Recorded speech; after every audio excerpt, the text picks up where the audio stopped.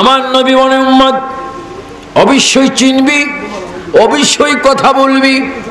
যদি সব ইসলামের ভিতরে যদি শরীয়ত তরিকত মারফত হাকিকতের ভিতরে যদি আমি নবীর প্রেমটা ঠিক মতো রাখো, আমি নবীর শ্রদ্ধা যদি রাখো, ভালোবাসা রাখো, আমি নবীর দুরূদ শরীফ সুন্নত আদর্শ যদি তোমার চরিত্রের মধ্যে ঢুকাইতে পারো, আমি নবী গ্যারান্টি দিচ্ছি তুমিও মা চিনবা, মাও তোমাকে চিনবে।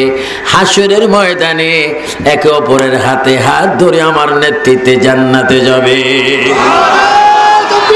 আল্লাহু আকবার। নারে রিসালাত, নারে গাউসিয়া, জশ্নে ঈদ মিলাদুন নবী, আহলে সুন্নাত ওয়াল জামাত, গাউসিয়া কমিটি বাংলাদেশ, হযরতুল হাজ মাওলানা আবু সুফিয়ান আবিদি আল কাদরি সাহেব, উলামায়ে আহলে সুন্নাত। ও মা, মা কেমন মা? মায়ের বুকের দুধের স্তনে দুধ খেলাম, আর এমন টাইমে এমন সময় এমন জীবনে দুধ খেলাম যখন আমার মুখে দাঁত ছিল না, আমার মুখ ছিল, জবান ছিল না, কথা ছিল না, ভালো মন্দ বলতে কিছুই পারতাম না। মা গো, তোমার বুকের মধ্যে আমি দুধ খেয়েছি। আমি যখন কেঁদেছিলাম পৃথিবীর সবাই সকলের কাজ করেছে, তুমি মা পাকঘর থেকে এসে আমাকে তাড়াতাড়ি দুধ দিয়েছ। ও মা, তুমিও কবরে আমিও কবরে, কিন্তু তুমি আমার সাথে কথা বলো না, আমিও তোমার সাথে কথা বলতে পারি না। আল্লাহ রাসূল বলে উম্মত উম্মত, মার কবর আর ছেলের কবর মাঝখানে এক হাত থাকবে, আর দুজন মাটিতে ঘুমাবে। হাসরের ময়দানে তোমরা উঠবে। যদি আমার মহব্বত সুন্নাত যদি তোমাদের মধ্যে থাকে, আমি রাসূলের আদর্শ যদি তোমাদের মধ্যে থাকে, মা ছেলে চিনবে, ছেলেও মা চিনবে। আর যদি আমার সুন্নাত আদর্শ না থাকে, কিয়ামতের পরে হাসরের মাঠে 50,000 বছর পর্যন্ত দাঁড়িয়ে থাকবা, মা ছেলের সাথে পরিচয় হবে না, কারণ আমি নবীর সাথে তোমাদের পরিচয় নাই। জোরে বলুন সুবহানাল্লাহ। আমরা নবীর পরিচয় চাই কিনা? নবীর আদর্শ, নবীর চরিত্র, নবীর মুহাব্বত, নবীর দুরূদ, জোরে বলুন মারহাবা। আমার নবী লাগবে। এই জন্য আমার ভাইয়েরা চিন্তা করবেন, পৃথিবীতে বহু দোয়া আছে, বহু আয়াত আছে, কিন্তু কোন আয়াত পড়ে কবরের মধ্যে লাশটা রাখে না, কোন দোয়া পড়ে লাশটা রাখে না। নির্দিষ্ট একটা দোয়া পড়তে হয়। সবাই বলুন বিসমিল্লাহি ওয়া আলা মিল্লাতে রাসূলিল্লাহ। সবাই জোরে বলুন বিসমিল্লাহি ওয়া আলা মিল্লাতে। ঠিক কিনা? ঠিক কিনা? এখানে বিভিন্ন জেলার ডিস্ট্রিক্টের লোকজনও আছে, আমি জানি। সব জায়গা লাশ কবর রাখতে মিল্লাতে রাসূলুল্লাহ বল। ও নবী, আপনার মিল্লাতে, আপনার কাছে, আপনার মিল্লাতে রাখলাম এই লাশটা। মিল্লাতে রাসূলুল্লাহ বলা হয়। আমার ভাইয়েরা, আল্লাহ রাসূল যদি গ্রহণ করে, আমিন, রাসূল যদি গ্রহণ করে, এই চাইতে নিয়ামত বরকত খুশির দিন আর কোনোদিন হতে পারে না। কিন্তু আমার নবী যদি ডাক দেয় কবরের ভিতরে, উম্মত রে, আমার মিল্লাতে তুই আসলি, কিন্তু আমার উপর তো দুরূদ শরীফ পড়লি না। উম্মত আমার নামে আযানের আগে আমার উপর দুরূদ শরীফ পড়তে ছিল, তুই চায়ের দোকানে বসে বসে বিরোধী করছিলি, কিতাবখানায় বসে বসে সমালোচনা করছিলি। আজকে আমি নবীর মিল্লাতে তুই আসলি, কিন্তু আমি নবী তো তোকে চিনি না, আমি নবী তো তোকে গ্রহণ করবো না। আমার সুন্নি ভাইরা বলুন, যদি আমার নবী যদি না চিনে তাহলে তো উপায় নাই। আর নবী যদি বলে উম্মত উম্মত, 60, 70, 80 বছর বিভিন্ন মাহফিলে গিয়ে আমার পক্ষে ছিলে, না রেসালাতের স্লোগান দিয়ে দিয়ে চোখের পানি ফেলেছিলে, আজকে কবরে যখন এসেছো, এখানে তো তোমার দুনিয়ার আপনজন কেহ নাই। আয় আয় উম্মত আয়, আমার কোলের মধ্যে আয়, এমন ভাবে তোকে আমি গ্রহণ করব, আযাবের ফেরেশতারা ডিস্টার্ব করবে না। আরো জোরে বলুন সুবহানাল্লাহ। আমরা নবীর কোলে শান্তিভাবে যেতে চাই কি চাই না? সবাই একটু জোরে বলুন মনে বড় আশা ছিল যাব মদিনা। আর একটু জোরে বলুন, মনে বড় আশা মক্কাওয়ালা মদিনাওয়ালা, জোরে মক্কাওয়ালা মদিনাওয়ালা আমায় তুমি দেখা দাও। বলেন মক্কাওয়ালা মদিনাওয়ালা আমায় তুমি দেখা দাও। মনে বড় আশা ছিল যাব মদিনা, মনে বড় আশা ছিল। আমার ভাইয়ারা, এই জন্য কবরের চিন্তা করেন আজকের মাহফিলে বসে বসে। কবরের চিন্তা যদি আসে, মসজিদের খোরাক হয়ে যাবে, মসজিদে গেলে কোরআন হয়ে যাবে, মসজিদে গেলে দুরূদ শরীফ হয়ে যাবে, মসজিদে গেলে কবরের সওয়ালের জবাব মুখস্থ হয়ে যাবে। কারণ কবর এমন একটা কবর যেখানে পৃথিবীর সমাজের কেউ নাই, যেখানে শুধু আল্লাহ রসুল হবে আমাদের আপন। জোরে বলুন সুবহানাল্লাহ।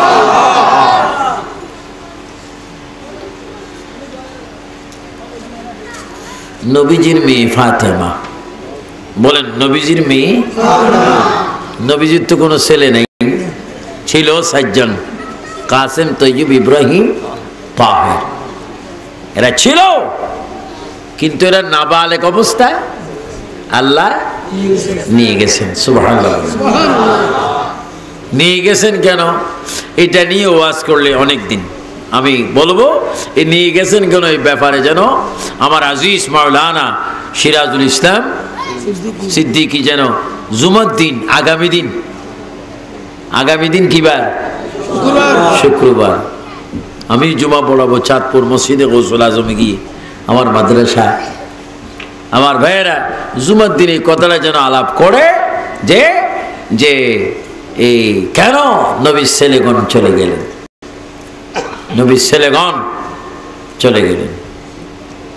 আমার ভাইয়েরা, এই জন্য কবর নিয়ে বেশি চিন্তা করবেন। এখন তো কবর নিয়ে কোনো গবেষণা নাই, চিন্তা নেই।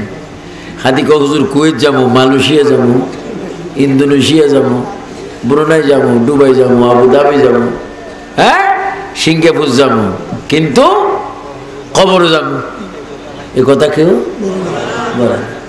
কবর যাবো এই কথা বললে যদি হঠাৎ আজরাইল এসে যায়,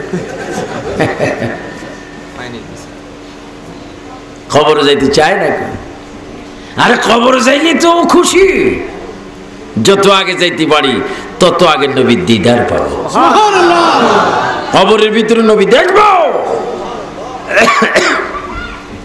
আল্লাহ পাক যেন আমাদের সকলকে কবরে ঈমানের সহিত যাওয়ার তৌফিক দান করে।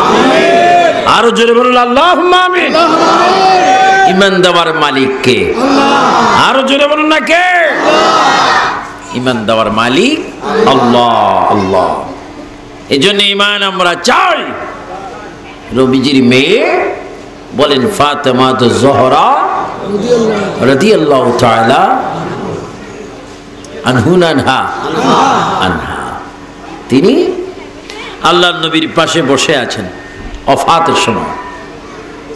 নবীজির ওফাত হচ্ছে, এই দিকে কত সমাজের চিহ্ন, বিভিন্ন মাননীয় সম্মানীয় ব্যক্তিবর্গ এখানে আছে। সবাই মরবে না? যেটা বলে সবাই মরবে না। কে কে মরবেন না হাত তোলেন, একটু আমরা আশ্চর্য ঘটনার একটু দেখতে চাই। জরে সবাই মরবেন না? মরবে। খবর যাব। আহা, একটু ইলেকট্রিক কারেন্ট চলে গেলে উফ, পাখা করো বিচিন্দ, ওয়াইফের ডাক দেন, বোন বোনকে বলে, ভাই ভাইকে বলে, স্ত্রী তার স্বামীকে বলে, স্বামী তার স্ত্রীকে বলে, হ্যাঁ কর্মচারীকে তার অফিসার বলে, মালিক বলে একটু পাখা দাও, বিচো ঠান্ডা, ফ্রিজের পানি দাও। সেই মানুষটি কবরে যাবে। বিছানা নেই, পাখা নেই, ফ্রিজের পানিও নেই, গ্লাস নেই, জগ নেই, টেবিল নেই, টি টেবিল নেই, কিছু নেই। মানুষটা কবরে যায়। প্রথম দিন, কবরের প্রথম দিন। আপনি ধরেন 10টার দিকে মারা গেলেন, আসরের পরে আপনার জানাজার পরে মাগরিবের আগে কি হলো? দাফন হলো। আহা, মাগরিবের আজান তো নিয়ে হচ্ছে, আর কবরের ভিতরে আপনার সওয়াল শুরু হয়ে গেছে। আপনাকে মুনকির নকির বলবে একটু উঠো, বসো, সুবহানাল্লাহ করো। আপনি বসে দেখবেন এই পরিবেশের অবস্থা জীবনে আর দেখেননি। তখন আপনার ভিতরে এত কল্পনা, এত চিৎকার, এত ভাবনা আসবে, এমন এমন চিৎকার দিবেন মাটি ফেটে আসমান পর্যন্ত আপনার আওয়াজ শোনা যাবে, কিন্তু পৃথিবীর কেউ শুনবে না। চিৎকার দিবে, আল্লাহ আমি বুঝি ছেলে মেয়ের থেকে বিচ্ছিন্ন হয়ে গেছে, আমি কি কবরে এসে গেছি? হাজার কোটি চেষ্টা করলো, গড়ে আসার ক্ষমতা জোরে বলেন আছে? গড়ে আসার কোনো ক্ষমতা নেই। হাজার কোটি চেষ্টা করলো। আমার ভাইয়েরা,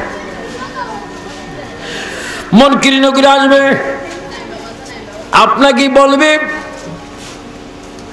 তোমাকে 60, 70, 80, 85 বছর হায়াত দেওয়া হলো, এখন তোমাকে এখানে নিয়ে আসলাম। কোথায়? সবাই বলেন আমানতু বিল্লাহি। সবাই বলেন আমানতু বিল্লাহি ওয়া মালাইকাতিহি ওয়া কুতুবিহি ওয়া রুসুলিহি ওয়াল ইয়াউমিল আখির ওয়াল কদর খাইরিহি ওয়া শাররিহি মিনাল্লাহি তাআলা ওয়াল বা'সি বাদাল। তোমার মৃত্যু হয়ে গেছে, এখন তুমি কবরে। মুনকির নকির বসাবে, মানুষটাকে সামাল করবে। মারাব্বুকা, তোমার রবকে, তোমার রবকে, তোমার আল্লাহকে, তোমার প্রভুকে। যারা সুন্নি ইমানদার নামাজি রোজদারি, তারা একটা সেকেন্ড দেরি করবে না, তারা বলবে রব্বি আল্লাহ। সবাই বলেন কি? রব্বি আল্লাহ। আরো জোরে বলেন রব্বি আল্লাহ। আমি বলবো মার রব্বুকা, সবাই জোরে বলেন রব্বি আল্লাহ। মান রব্বুকা, মা দীনুকা, বলেন দীনিয়াল ইসলাম, মা দীনুকা। আরো জোরে মা দীনুকা। আমাদের ধর্মের নাম কি? ইসলাম। আমরা নবী চাই কিনা? নবী সারা নাই সাহারা, জানো দুনিয়া নবী সারা নাই সাহারা, জানো দুনিয়া।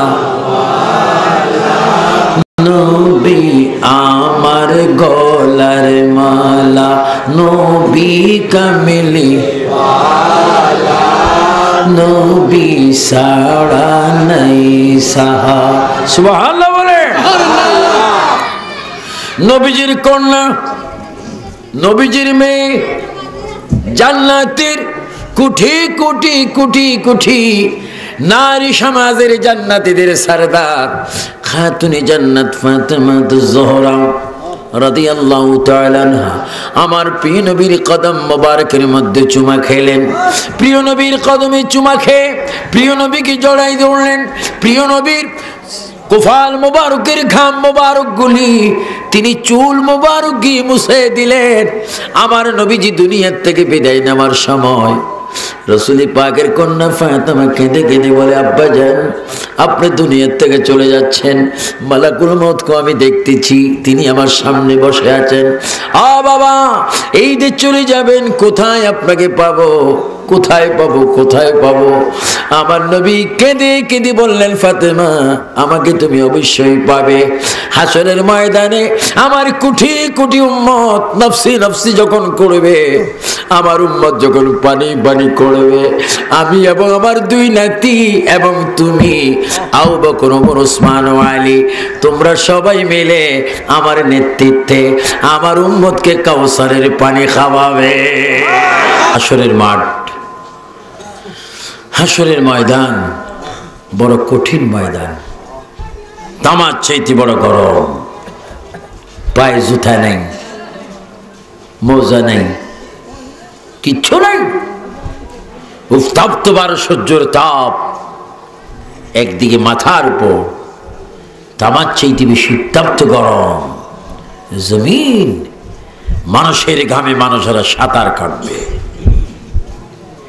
পানির মধ্যে সাঁতার কাটবে, পানি খাবার নসিব হবে না। ওই মাঠ আসলে আল্লাহ নবী বলে ফাতেমা চিন্তা করো তখন এই অবস্থা হবে। ইয়া রাসূলুল্লাহ, তারপর আপনি বলুন কোথায় সুনির্দিষ্ট আপনি কোড দেন, আপনাকে আমি কোথায় পাবো? আবার নবী ডাক দিয়ে বলে ফাতেমা গো, উম্মত কি নেক করছে না বদ করছে তার যাচাই বাছার জন্য মিজান আছে, মিজান পাল্লার কাছে তুমি আমাকে পাবে। কারণ আমার অসংখ্য কোটি কোটি উম্মতকে জাহান্নামের দিকে নেওয়া হবে, আমি তাদেরকে ব্যারিকেড দেব। আর ফেরেশতাদেরকে বলবো, ফেরেশতারা আমার উম্মত যদি জাহান্নামী হয় আমি নিজেই দেখবো জাহান্নামী কিনা, আবার তাদেরকে নেওয়া হোক, আবার তাদেরকে মিজান এনে ওজন দেওয়া হবে। আমার রাসূল নিজের চশমে মুবারক চক্ষু মুবারক দেখবে উম্মতের গুনাহ বেশি নেক কম। আমার রাসূল বিসমিল্লাহ করে পকেটে হাত দিবেন, মিম হ্যাঁ মিম দাল, এইভাবে নেকের পাল্লার মধ্যে দিবেন, নেকের পাল্লা এত ভারী হয়ে যাবে ফেরেশতারা চিৎকার দিবে ইয়া রাসূলুল্লাহ, 1 সেকেন্ড আগে দেখলাম এই মানুষটা জাহান্নামী, এখন দেখতে জান্নাতি। আমার রাসূল বলবে ফেরেশতারা তোমরা এইভাবে দেখে থাকো, আমার আল্লাহ বলেছে হাসরের ময়দানের দুলামি আমি যা করব আল্লাহ তা আজকে মেনে নিবে। জোরে বলুন না সুবহানাল্লাহ। আল্লাহু আকবার। মা ফাতেমা বললেন ইয়া রাসূলুল্লাহ, জাহান্নামের গেটে যদি না পাই, জাহান্নামের গেটে যদি গরজায় যদি আমাকে না পাবো, পুলসরাতের গোড়ায় পাবে। আবার রাসূল এইভাবে অনেক অ্যাড্রেস অনেক ঠিকানা দিলেন। মা ফাতেমা নিজের বাবার থেকে আদায় করে নিচ্ছেন, ইয়া রাসূলুল্লাহ এই যে জাহান্নামের মিজান বললেন, মিজান থেকে ফুলসরাত বললেন, একটার থেকে একটার দূরত্ব 50,000 বছরের রাস্তা। এই দিকে যদি মানুষ জাহান্নামে চলে যায়, এই দিকে যদি মানুষ ফুলসরাত থেকে যদি পড়ে যায়, এই দিকে মানুষ যদি হা পানি পানি করে, আপনি তো একজন, এতগুলা মানুষকে কিভাবে এত জায়গার মধ্যে আপনি কি করবেন? রক্ষা করবেন, হেফাজত করবেন। আমার নবী ডাক দিচ্ছি ফাতেমা, দুনিয়ার কোন বাবার মতো আমাকে বাবা মনে করো না, আমি হচ্ছি রহমতুল লিল আলামিন। ও ফাতেমা, আকাশের মধ্যে যখন বৃষ্টি শুরু হয় হঠাৎ করে বিজলি মারে, বিজলি যেরকম চটপট করে আমিও হাসরের ময়দানে উম্মতের জন্য চটপট করব। একটা বার আমি জাহান্নামের দরজা থাকবো, একটা বার আমি ফুলসরাতের গোড়ায় থাকবো, একটা বার আমি মিজানের পাল্লা থাকবো। বিজলির চাইতে 1000 গুণ চটপট করে একটা উম্মত আমার জানা মতে জাহান্নামে যাইতে দেব না। আরো জোরে বলুন সুবহানাল্লাহ। মা ফাতেমা এই কথা শুনে আরো বেশি কাঁদতে লাগলেন। আমার নবী বার ডাক দিয়ে বলে ফাতেমা গো, ফাতেমা একটা মজার কথা তোমাকে শোনাচ্ছে, তুমি এদিকে আসো। তুমি এতক্ষণ কাঁদলা, আমাকে তুমি কোথায় পাবে? এখন তুমি শুনে যাও, আমি তোমাকে একটা মজার কথা শোনাচ্ছি, তোমার কানটা দাও। ফাতেমা কান দিলেন। ও ফাতেমা, তোমার বাবা রাসূল দুনিয়ার থেকে চলে যাচ্ছে, তোমার বাবা দুনিয়ার থেকে যাওয়ার পরে এই মদিনার জমিনে কোন নতুন যদি প্রথম কবর হয়, ওই কবর হবে তোমার, অর্থাৎ আমার মৃত্যুর পরে এই মদিনায় প্রথম মৃত্যু হবে তোমার। তুমি মনে রাখো, তোমার লাশটা জান্নাতুল বাকিতে দেওয়া হবে। আমি রাসূল রওজার থেকে যাইয়া জান্নাতুল বাকিতে তোমার লাশটা গ্রহণ করব। বলুন আল্লাহু আকবার। আমার নবীর এই ক্ষমতা আছে কিনা? নবী যদি রওজার থেকে যদি জান্নাতুল বাকিতে যেতে পারে, নবী কি পশ্চিম বাকুলি আসতে পারে কি পারে না? নবী কি চট্টগ্রাম আসতে পারে না? এই ক্ষমতা নবীকে দিয়েছেন কে? আল্লাহ। চিৎকার দিয়ে বলো ইয়া রাসূলুল্লাহ। আমার নবী আসবেন, আমার নবী আসার ক্ষমতা আছে আছে। সুবহানাল্লাহ। এই ক্ষমতা নবীকে আল্লাহ দিয়েছেন। এজন্য সুন্নি ভাইরা, আজকে শ্রোতা ভাইরা, গাউসিয়া কমিটির ভাইরা, মেহনত করে আমার অনেক বাবারা, যুবক বাবারা কত কষ্ট করে মাহফিল করেছে। তোমাদেরকে আমি বলবো আজকের থেকে 5 ওয়াক্ত নামাজটা পড়ো। মা যদি থাকে মায়ের খেদমত করো, বাবা যদি থাকে বাবার খেদমত করো। মা যদি এখান থেকে 200 মাইল দূরে থাকে, মোবাইল দিয়ে রাত্রে 10টায় ঘুমাইবার আগে মায়ের সাথে একটু মোবাইল করে বলো, মা তুমি কি ভাত খেয়েছো নাকি, তুমি ভালো আছো নাকি, তোমার শরীরটা ভালো নাকি। আল্লাহ রসুল বলে এতটুকু খবর নিয়ে যদি তুমি ঘুমাও, মকবুল উমরা হজের সওয়াব হবে। জোরে বলুন না সুবহানাল্লাহ। আমার যুবক বাবারা, মায়ের মনে কষ্ট দিও না। আমার যুবক বাবারা, বাবার মনে কষ্ট দিও না, বড় ভাইয়ের মনে কষ্ট দিও না, চাচার মনে, জ্যাঠার মনে কষ্ট দিও না। যদি তুমি সুন্দরভাবে রসুলের সুন্নত নিয়ে চলো, তোমার ছেলেও তোমাকে ইজ্জত করবে।